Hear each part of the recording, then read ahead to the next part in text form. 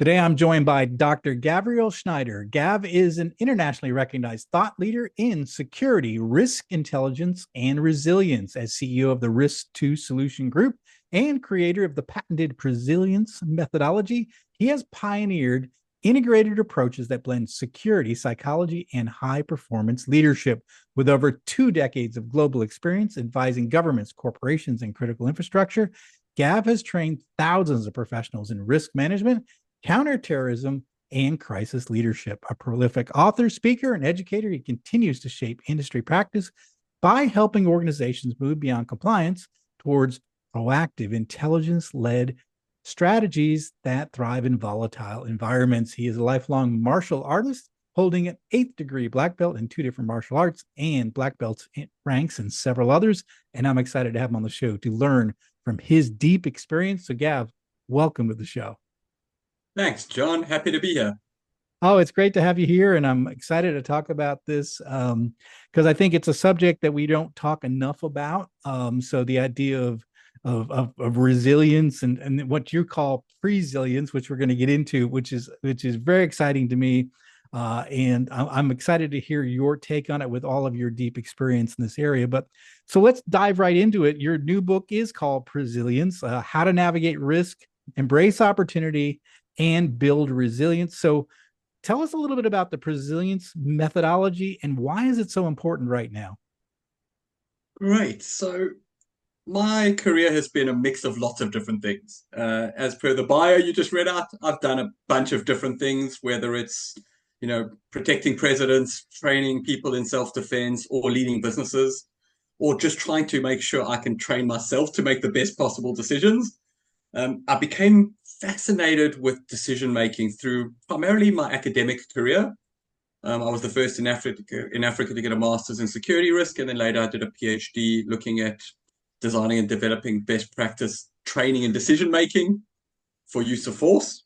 And about 10 years ago, I landed up having a side job where I was the program director for the postgraduate program in the psychology of risk for the Australian Catholic University, which was just a wonderful incubator for us.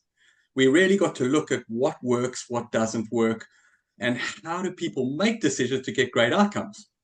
And originally, it was this idea, and your listeners who hold leadership positions, which is pretty much everybody, if you're in a family and you've got to make decisions or you're trying to influence your group of friends, we all from time to time have to wear a leadership hat. You're really only as good as your last decision.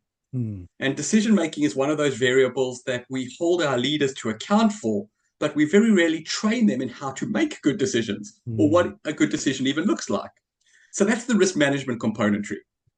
We then got really into this idea of something we call risk intelligence. So, if you're an employer, you want to hire people that have got a great IQ, so they're smart. You also want to hire people that have a great EQ, they get along well with others. But we could find these wonderful unicorns that have both of those skill sets, but they could still make terrible decisions. So we started with the idea of how do we develop an RIQ, a risk intelligence quotient, to design great decision making.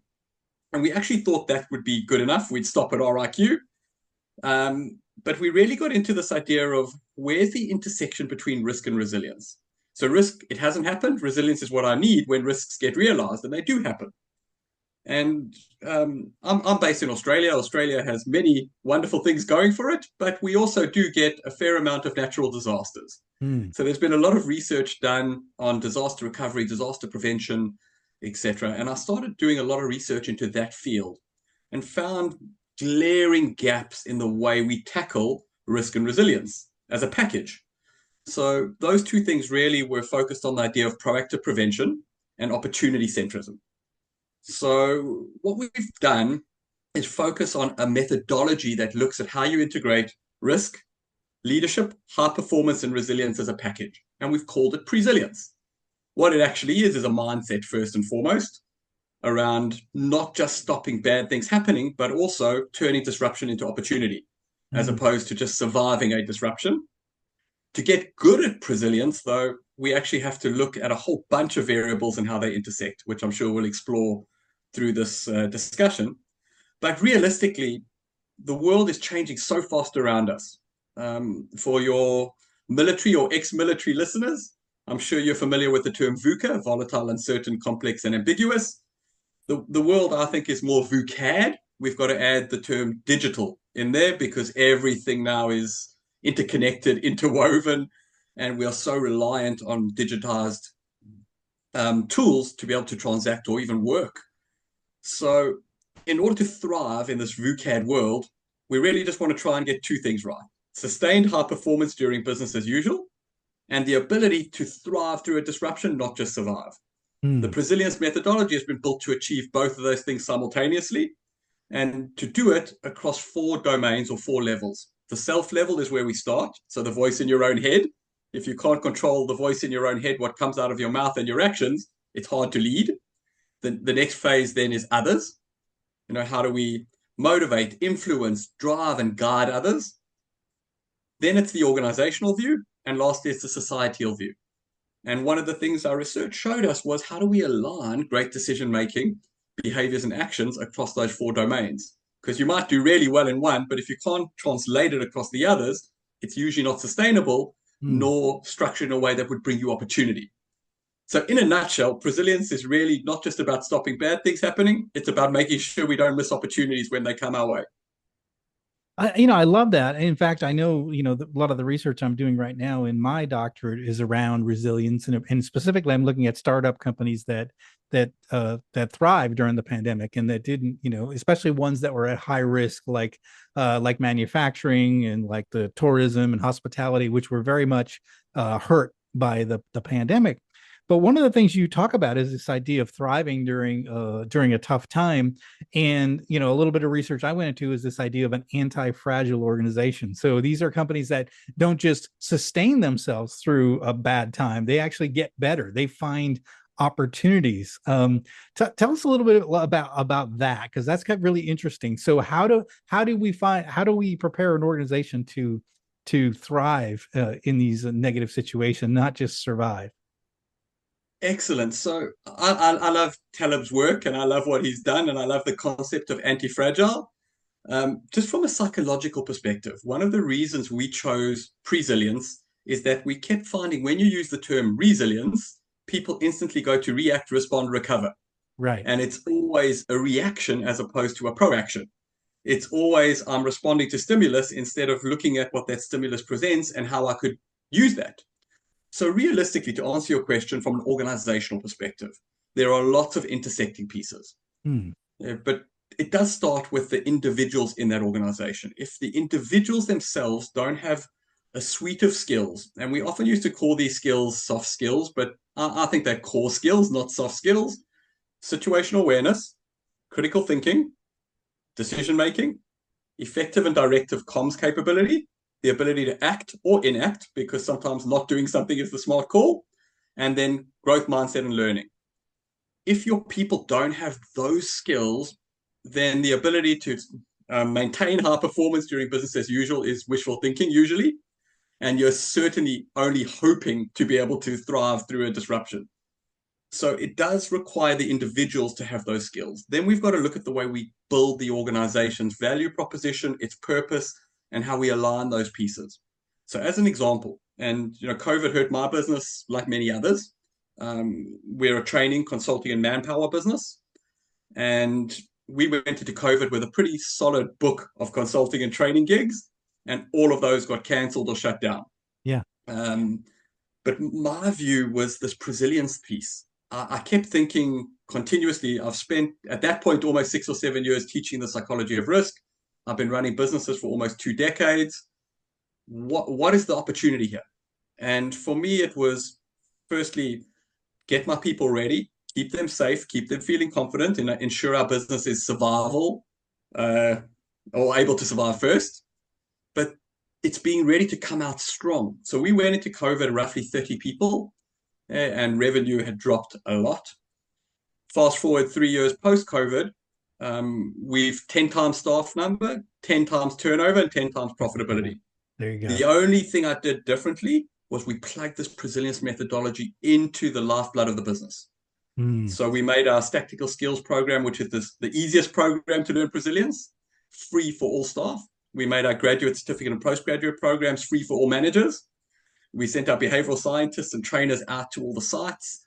We aligned the core values with our drivers and equally made this a human-centric thing. It Mm. wasn't just this, the process is more important than any individual. Your results are what we live and die by. It was, we're on this journey together. How do I bring the best of you, give you the best of me, and align that to achieve a great result? And it works.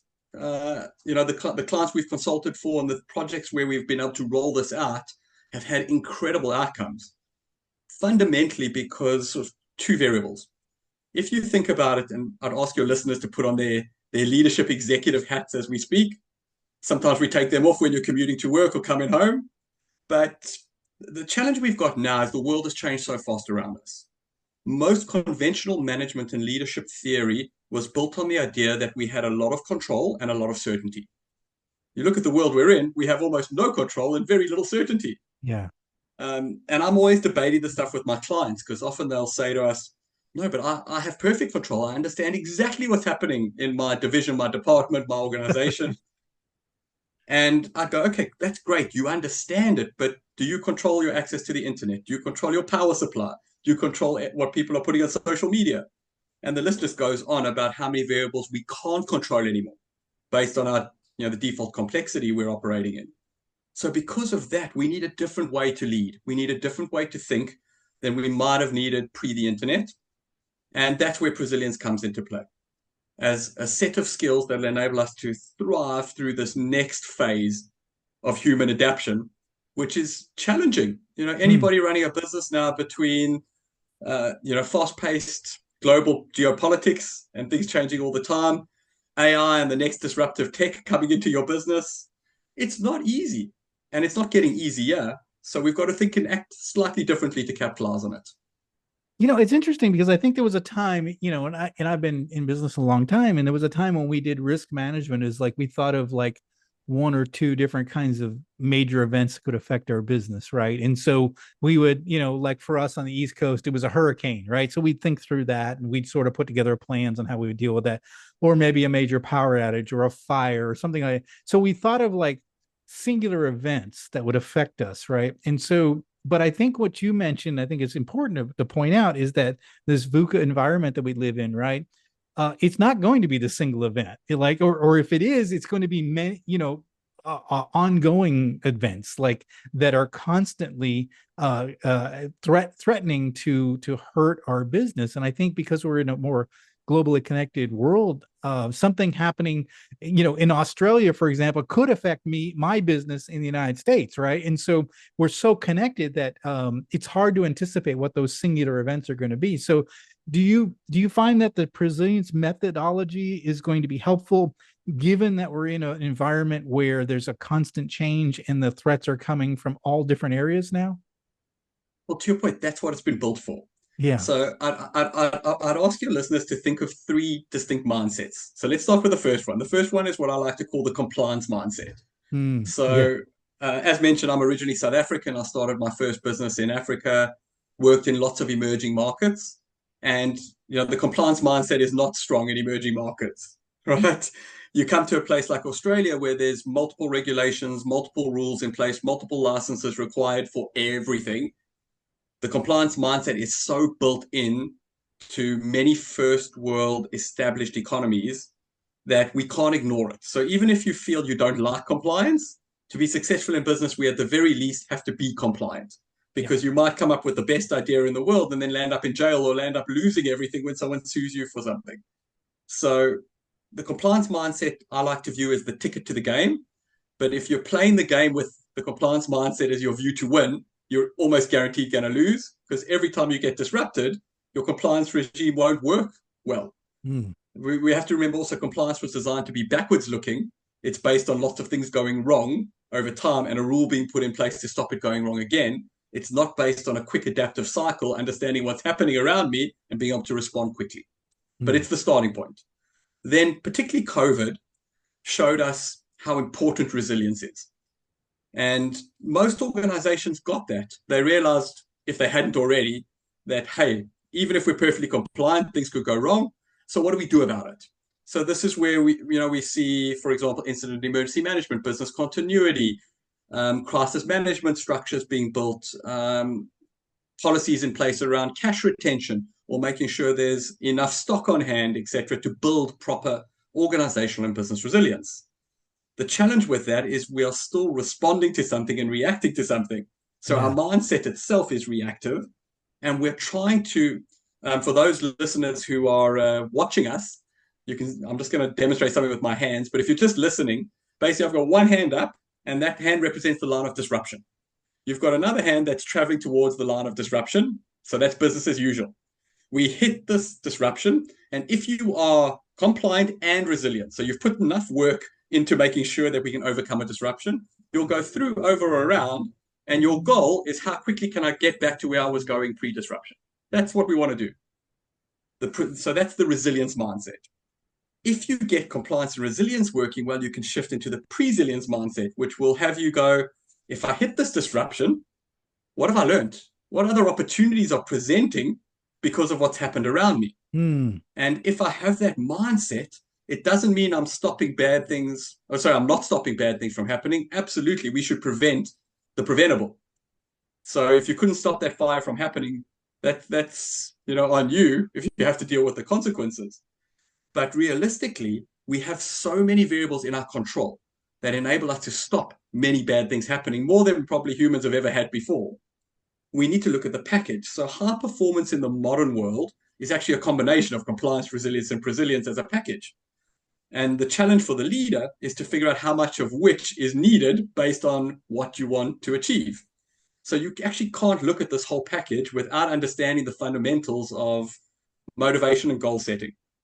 You also can't effectively achieve these results without those core skills that I mentioned earlier, and understanding culture and organizational culture, because humans are really what makes this stuff work. Sure, we want to plug in AI, we want to automate, we want processes, we want to leverage the best tech we can. But up until the point where humans are not needed in the equation, we are the central point of the equation. So the goal for high performance should be leveraging the best out of these pieces to thrive in those two states, in that business as usual and through disruption. Is it easy? No, but is it achievable? Definitely. So you're talking some things that are very interesting to me, which is the idea that, well, it's all interesting, but I think the idea that you're talking about people and culture now. So of course, I like to say that leadership is a people business. And so you say, and so to help us understand how Presilience helps our people become better and our leaders to become more people focused, because you're as you talked about it, it's self, others, it's the organization, it's society, right? These four things. But so we can control ourselves somewhat, right? We can prepare ourselves, we can get ready, but preparing others and getting other people ready sometimes is the challenge in leadership. So talk to us a little bit about how Presilience helps us to become, better people focused leaders. Excellent. So a lot of this stuff came out of the work we were doing when we were teaching the psychology of risk program. I kept asking students who would come on the program, and many of them were already C-suite executives, chief risk officers, many CEOs or general managers of divisions. And I'd always ask them, you already have your high-paying job. You probably already have a master's degree. Why are you coming to learn this stuff? And inevitably, the responses would cover a few categories. The first one, though, was always around human centricity and how do we get the human engaged. And it's fascinating because that's not something that generally comes up in emerging markets. In emerging markets, you're relying on the human resource because that's what you've got. In a lot of developed markets, we're relying more on the process, the systems, the tech to do the work for us. So we've got a bit of a disjoint. So to really understand this, I'll share just a drop of my experience. So my first 15 years of running businesses were in emerging markets, where it wasn't really about which silo am I ticking off? Which silo do I fall under? Which business issue am I addressing? It was a lot more around, can we solve a client problem? And if we can we solve a client problem proactively? That's really where we got to. Then I got to Australia and I realized, hold on a second, the failures with that methodology is that it's incredibly trust-based without a systemized approach. So if people trust me, they'll just listen to my judgment. They don't need a 40-page report. In more structured environments, you need to follow the process, follow the system, follow the structure. It can be bureaucratic, it could be burdensome, but there's a pretty good legacy stroke record keeping process through that. So in terms of trying to get the best out of others, it's actually not a binary thing. And this is something I'd love when I use the term binary, I'm just using the term black and white, right? So we're thinking of how do we play in the gray. So if it's binary, it's a simple yes or no or black or white. As leaders, particularly in a VUCA world, most of the challenges we've got are the non-binary ones. They're not black, they're not white, they're not this, they're not that, they're a little bit of everything.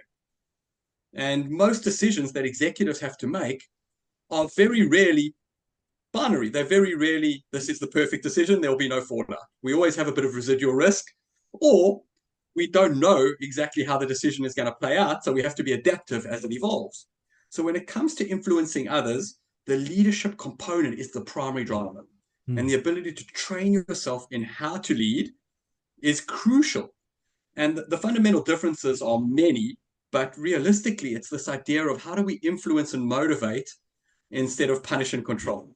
How do I create a structure where you believe in the vision so much, we trust each other so much, it doesn't actually matter what we're doing, we're going to be successful, as opposed to going, it's all transactional, I pay you something and I want this from you. We need a bit of both because, as I said, high performance in the one world is a bit of compliance, a bit of resilience, a bit of presilience. What I feel we need more and more, though, is the presilience piece, which if we look back through human adaptation and human evolution over hundreds of years, there's been eras where we've had more presilience. This is an era now where we need more presilience to come back. Things move too quick, and I'm sure all your listeners will resonate with this concept. I think every executive I ever speak to feels we have to do more with less quicker. And that's the constant drive. Yeah. So if we have to do more with less quicker, we have to be more strategic and smarter in the way we work. And a lot of that has to do with simple little things. So how do we thrive through disruption? Because that's the question most people ask me. Having high and sustained performance during business as usual should be easier because we have more control and more certainty. But fundamentally, it comes back to a few things. One, how do we cannot have a resilient organization if we don't have resilient humans, because ultimately, our culture, our behaviors are the sum total of our people. And if our people are not robust, resilient, adaptive, capable, innovative, but we want our business to be, that's wishful thinking. On the flip side, if we haven't built these leadership capabilities and we're just relying on many of the outdated approaches to this, and noting you're researching this now at PhD level, I look forward to reading your PhD when it's ready. But a lot of that stuff, I mean, I remember when I did my management training, the first run, now we're getting on a little bit, so this is 20, 30 years ago, maybe a bit more. I still remember the professor lecturing us with such confidence that, the best business executives, the best leaders are the ones who design systems where people are irrelevant and you can just plug and play people as you need to. Then you've built a great system. Yeah. And you look at that and you go, yeah, but that's based on an academic picture, not the real world, right, where people have moods, people have energy shifts, people need to sleep, people don't like working in certain conditions. They might not like working with certain other types of people. And you put all those dynamics in place and you go, in the fifth industrial revolution, which we're in now, which is trying to figure out the balance between technology and humans in a way we've never seen before. The skill sets we need are different to the skill sets we needed in the first industrial revolution, which had to do a lot more with conventional management theory and control and organization. So we're operating in many organizations based on theories that are 500-600 years old, worked really well in an era that's gone, and we still keep trying to use them in today's world, and they get frustrated when they don't work. So we need a slightly different way of doing this. And I think the hard part with this is you need to carry both skills. You need to be good at management, but you also now need this new dimension, this new flavor of leadership that helps the people around you thrive through disruption. And I'm sure, I see you nodding, but I'm sure those of you listening to the podcast, think about your everyday. Your everyday is very rarely business as usual. Most of the time, you're managing a disruption, something that hasn't gone according to plan, or trying to grab an opportunity. Those skill sets are coachable, trainable, and we can build capability to do them better. And that's really what we try to create with Presilience. So interesting. One of the things that really stood out, what you just said was, to build a resilient organization, we have to have obviously resilient leaders, but we also have to have resilient employees too. And I'm just curious, is that something that you recruit for? In other words, you look for resilient characteristics in employees, or do you develop that in employees? Do you encourage it? How do you build a workforce that is of people that are resilient? I'm just curious how you approach that concept, because that is actually central to the some of my research. I mean, and I'm very interested in sort of your take on that. Great question. I'll segue for a second and I'll answer this slightly indirectly and then come Okay. back to a direct answer. When I was researching the Presilience book, I reached out to a whole bunch of these different stakeholders who had influenced me and whose work had helped drive my opinion on different things. And one of these was Dr. John Medina, the guy who authored Brain Rules. Mm-hmm. He's a genetic molecular biologist, really smart guy. His book's been translated, I don't know, into 30 languages. But he was one of the few who responded, and we had a few really good conversations. And he pointed me to research that was done on children in terms of nature versus nurture. And it had to do with this idea of orchid or dandelion children. And there's a little section of that in the book, so feel free to have a look at that when you get a chance. But the question was really, we get these dandelion children that are comparatively fragile. They need very specific types of nurturing environments to thrive. Then you get these orchid type kids who can just take whatever bashes come their way and they're fine. What happens when kids grow up? We bring them into the workplace. Some people are predisposed to be able to take whatever gets thrown at them and they can be fine. They can cope and move. Others can't. But just because they can't doesn't mean they're not incredibly useful for us in the workplace. Doesn't mean they can't bring a ton of skills to the workplace. Equally, if you look at decision making, part of the challenge of being great at decision making is learning how to identify and manage cognitive bias. Okay, diversity of opinion, diversity of the way we look at the world is one of the best ways to manage bias. So we don't want to fall into the trap of going, I only recruit for people who have the right resilience makeup. Is it a nature versus nurture thing? To a degree. Can it be taught? To a degree. So both of the answers are correct. You could get somebody with all the right skills. They're already resilient. They can cope with toughness. But one of my colleagues often talks about resilience as a bucket. She likes to describe it as the resilience bucket. And you can take a lot, but eventually that bucket gets full and it starts overflowing, even if you're an incredibly resilient person. Particularly if you're doing lots of hard stuff, sometimes you might even get holes poked in your bucket. So it's leaking. So part of the challenge with resilience is it's not a fixed variable. It's a moving variable. You have a bad night's sleep, you're less resilient. You have an argument with your spouse or your partner or somebody you trust, you're slightly less resilient. You're feeling sick, you're slightly less resilient. So it's not just a matter of going, do I hire for resilience or build resilience? It's a little bit of both. Okay. Equally, it's around creating a structure that is human-centric enough so that we can have a broad range of human capability included and a broad range of human drives met, but equally cohesive enough that people feel glued together. And sounds like a bad bumper sticker, but that is the art of leadership, right?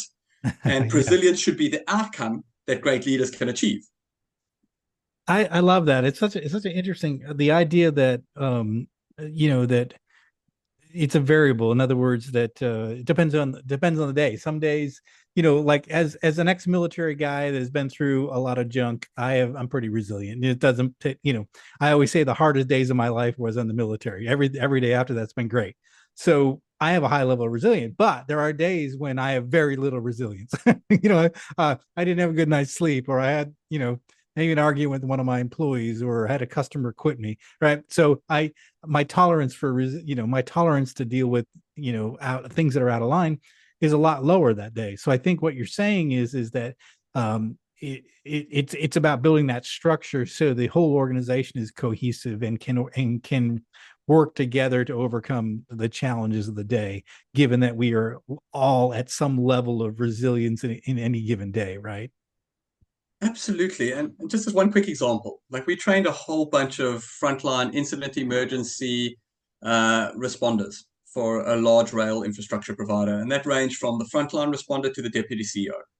And we actually requested them that could we do a bit of personality testing just to see who's actually wired for pressure-based decision making, pattern recognition, some of these skills that a crisis leader needs to have. And they said no, because they felt that was discriminatory and that task should be tied back to the person's job description and hierarchical position in the organization. And we were going, that's fine in theory, because in theory you'd go, I recruit the perfect person for each of those positions. But in practice, that never happens. Right. So part of what we land up doing is we take people who are not good at dealing with crisis and emergencies or incidents. We tell them it's their job. We put them in these pressure cookers, and then they break or they make terrible decisions. And we find ways to excuse it or blame, parties in between.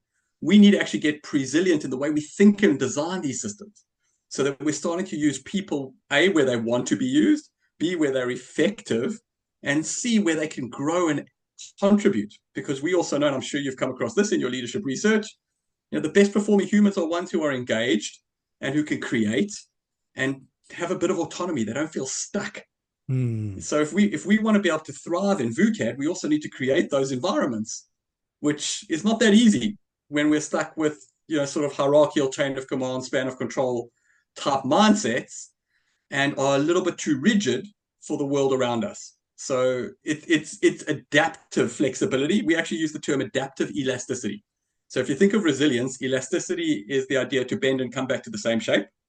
Adaptive elasticity is to be able to bend or pull and come back to the shape that's best for whatever the environment and the operational requirements are. So it's a slightly different evolution of mindset. Wow, that's a powerful concept. Just that alone, I think that's very interesting. I love that approach. Well, this has been fantastic. What's the number one thing you hope that listeners will take away from our conversation today? A little bit more opportunity centrism in the way we make decisions. If you're always defensive and trying to stop bad stuff happening, you miss the opportunities around you to grab the good stuff or convert a negative experience into a positive. It's a mindset, skill set. It's a set of tools you can use, but it does build a cultural dynamic that will enable you, your team, and your organization to thrive through which, no doubt this next decade or two is going to be significantly challenging. Like whatever we've been through, we've just seen the precursors of how volatile, uncertain, complex, ambiguous, and digitized things are going to get. We need to train these skills. So don't run from them. Don't be scared of change. Don't be scared of disruption. Prepare yourself and your people accordingly, and you'll thrive. Opportunities will throw themselves at you if you know how to look for them. That is such powerful advice in a time right now where we're going to need this kind of skill set in our organization, in our personal selves, because as you mentioned, this is only going to get wilder. We're just seeing the beginnings of it now. So I think this is powerful advice. Such a great topic, such a timely topic. Gav, how can our listeners find out more about you and this new book called Presilience? Sure. So the book is available on all major bookseller websites or through the publisher Amplify Publishing. My personal website is drgavschneider.com. My business website is Risk to Solution Group, so risktosolution.com. And if you're interested in our education programs, it's instituteofpresilience.edu.au, where you can find out about our accredited training programs. Feel free to connect with me on LinkedIn. If you haven't been able to tell, I love talking about this stuff and I'm incredibly passionate. And, your listeners didn't hear, John, but when we kicked off this discussion, you said something that resonated beautifully with me that, at our sort of more advanced stage of career, a primary driver is giving back. Yeah. And I feel the same. And I really would like to see the world that our kids step into being a slightly more stable, slightly better run, slightly more coordinated, and if possible, a place that we're proud to leave to the next generation, not a place where they have to clean the messes that have come. So, from my side, please connect, please stay in touch, but even better, make great decisions and grab opportunity. I love that. Well, fantastic, Gav. We're going to put all the links to all of Gav's resources here in the show notes below, so you can see those all down here. The book is called Presilience. I highly recommend just start there. That's a great place to get started if you want to understand this concept more, understand what Gav has been talking about. But Also, reach out to Gav. He is the expert. The purpose of this podcast is to introduce you to experts like Gav. He knows a heck of a lot more about this than I do. So we are here bringing him to you so that you can reach out. If you got a question, you're thinking, wow, I'd really like to install this type of culture in my organization. Gav is the person to talk to. You want to reach out to him. LinkedIn post, his link to LinkedIn is right there. So reach out to him, send a message, and he's going to say, and tell him you heard him on Deep Leadership and you got a question. He's going to be more than happy to answer questions. So go ahead and do that. Links in the show notes. Get the book. Learn more about Presilience. It's such an important concept in our environment today. Gav, I want to thank you for coming on the show. Thanks for sharing so much wisdom on this important topic. Thank you, John, and thank you everyone for listening. Thank you again. Well, that is it for today. Thank you for listening to Deep Leadership. If you like this podcast, please subscribe and share so we can continue to build a world with better bosses. Until next time, this is John Rennie saying take care and lead well.